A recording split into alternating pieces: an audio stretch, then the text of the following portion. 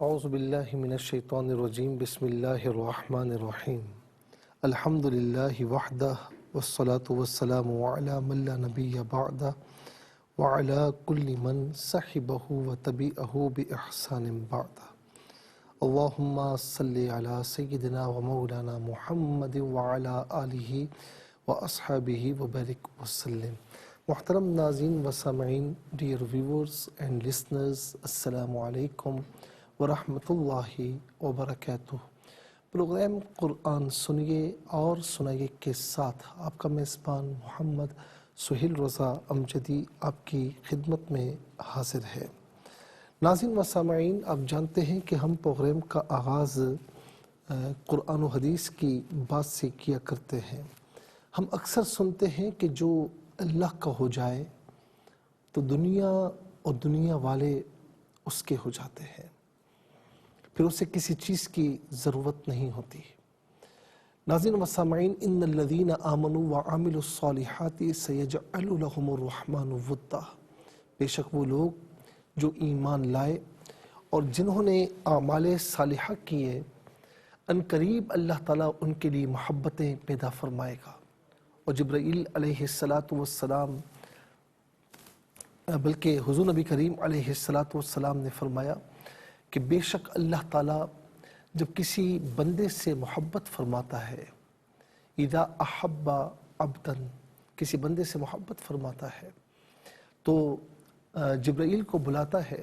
فتح جبرائیل کے الفاظ ہیں اور کہتا ہے، فرماتا ہے کہ جبرائیل میں فلاں بن فلاں سے محبت کرتا ہوں، تو بھی اس سے محبت کر۔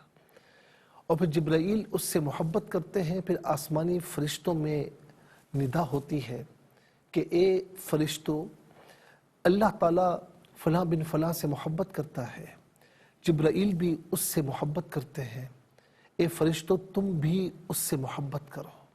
پھر فرشتے بھی اس سے محبت کرتے ہیں، اور پھر ناظرین وہ فرشتے زمین پر پھیل جاتے ہیں اور ندا دی جاتی ہے کہ اے زمین والو، فلاں بن فلاں سے اللہ تعالیٰ محبت کرتا ہے، جبرائیل بھی محبت کرتے ہیں، اس کے فرشتے بھی اللہ تعالیٰ کے فرشتے بھی محبت کرتے ہیں، اے زمین والو تم بھی اس سے محبت کرو۔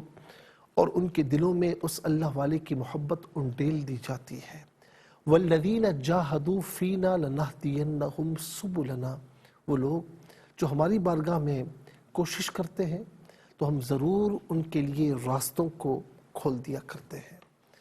ناظرین و سامعین، یہ تمہید میں نے باندھی ایک مختصر سا واقعہ ہے جو کہ لقط المرجان فی احکام الجان للسیوطی علیہ رحمہ، اس کتاب کے صفحہ نمبر 186 پر یہ واقعہ درج ہے کہ امام احمد بن حنبل رحمۃ اللہ تعالی علیہ، یہ وہ ہیں کہ جنہوں نے ناظرین بڑی تکلیفیں جھیلی ہیں، بڑی مشقتیں برداشت کی ہیں۔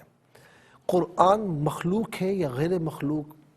ظاہر ہے کہ جو قرآن ہے، جو یہ الفاظ ہیں، یہ اللہ تعالیٰ کا کلام ہے، اور اللہ تعالیٰ کا کلام مخلوق نہیں ہے، اس کی صفت ہے۔ اس دور میں ایسے لوگ بھی تھے اور ایسے حکمران بھی تھے جو ان کی باتوں میں آ کر قرآن کو مخلوق سمجھتے تھے۔ ناظرین و سامعین، آپ سے کہا گیا کہ قرآن کو مخلوق کہیں، آپ نے اس سے انکار کیا، آپ پر کوڑے برسائے گئے۔ ماہ رمضان میں آپ پر تپتی ہوئی دوپہر میں کوڑے برسائے جاتے ہیں۔ آپ یہی فرماتے کہ مجھے یہ مسئلہ قرآن و سنت سے حل کر کے دو، ثابت کر کے دو تو میں مانوں گا، ورنہ میری زبان پر وہی ہے جو کہ حق ہے۔ یہاں تک کہ ناظرین جلاد مارتے مارتے تھک جاتا، ظلم کرنے والے مارتے مارتے تھک جاتے، لیکن آپ اسی حق پر استقامت کے ساتھ رہے۔ یہ وہ امام احمد بن حنبل ہے۔ کہتے ہیں کہ خلیفہ متوکل کا وزیر آیا اور کہنے لگا کہ خلیفہ کی بیٹی پر جنات کا سایہ ہو گیا ہے۔ خلیفہ نے دعا کی درخواست کی ہے۔ امام صاحب نے کھجور کے پتوں سے بنا اپنا جوتا دوران وضو اتارا اور اسے دے دیا اور فرمایا کہ جا کر اس جن سے کہنا، تمہیں احمد سے 70 جوتے کھانا پسند ہے یا اس کے وجود سے نکل جانا پسند ہے؟ وزیر نے جا کر ایسا ہی کیا اور جن کو جا کر امام احمد علیہ رحمہ کا پیغام سنایا، جس پر وہ کہنے لگا کہ سمعنا و اطعنا، ہم سنیں گے، ہم نے سنا اور ہم اطاعت بھی کریں گے۔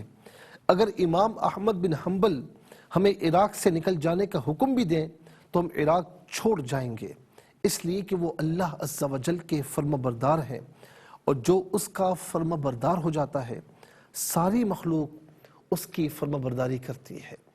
ابراہیم بن ادم رحمۃ اللہ تعالی علیہ جب بادشاہت چھوڑ کر ایک مرتبہ پھٹے پرانے کپڑے پہنے ہوئے دریا کے کنارے پر یا سمندر کے کنارے پر اپنی قمیص یا کچھ سی رہے تھے، ایک وہ شخص جو بادشاہت کے زمانے میں انہیں جانتا تھا، اس نے کہا کہ کیا حل کر دیا آپ نے بادشاہت چھوڑ دی اور یہ فقیری اختیار کر لی۔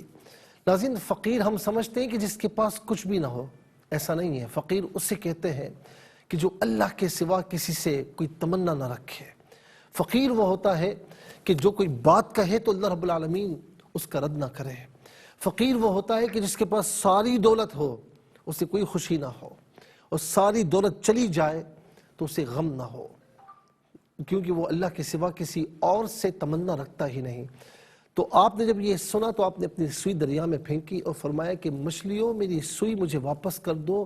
ہزارہا مچھلیاں اپنے منہوں میں سونے اور چاندی کی سوئیاں لے کر حاضر ہوئی۔ فرمایا نہیں، جو میری سوئی ہے وہ مجھے واپس کرو۔